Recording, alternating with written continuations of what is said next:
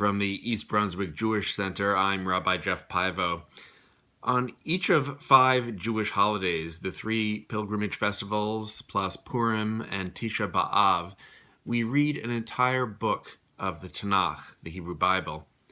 On Purim, we read the book of Esther, of course, as it is the basis for that holiday.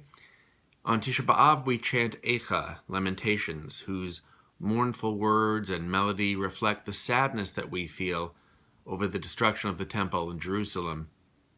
And each of the 3 major harvest festivals also has a book associated with it.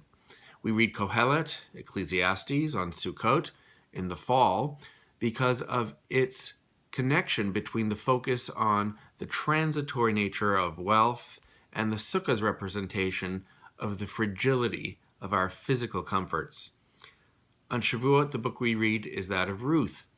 As the first recorded convert to Judaism, Ruth's promise to live as a Jew accords well with Shavuot, as it commemorates the Israelites' initial promise at Mount Sinai to accept of the words of the Torah, to live as Jews. That leaves Pesach, and it too has a book of its own, the book of Song of Songs, Shir HaShirim. Now this work might appear to be odd in its association with the holiday, consisting as it does of love poetry, some of it rather racy love poetry.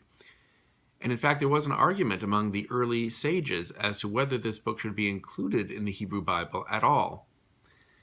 But on the basis of an interpretation by Rabbi Akiva, it was allowed in and associated with Pesach. Rabbi Akiva made the argument that the man and the woman whose love is described in Shir HaShirim are none other than God and the Jewish people. The entire book, he claimed, was one long allegory of a loving relationship between God and the Jews.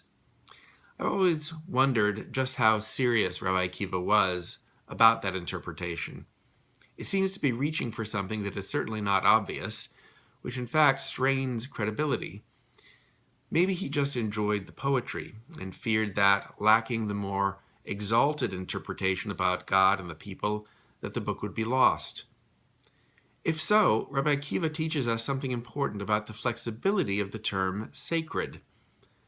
No one ever claimed that Shir HaShirim was speaking a message directly from God. In addition, it is not an historical work or a book of wisdom literature like other books of the Hebrew Bible. And so by giving it his stamp of approval and convincing the other early sages to include it in the canon of the Tanakh, of the Hebrew Bible, he has granted us permission to sanctify physical love, just as we can sanctify the acts of eating, prayer, or any other activity in life. By canonizing Shir HaShirim as a sacred text, Rabbi Akiva teaches us to sanctify loving intimacy. Please enjoy these last few days of Pesach and loving intimacy with those around you and with God, as we say a Shabbat Shalom and Moedim L'Simcha to all of you from here, of all of us at the East Brunswick Jewish Center.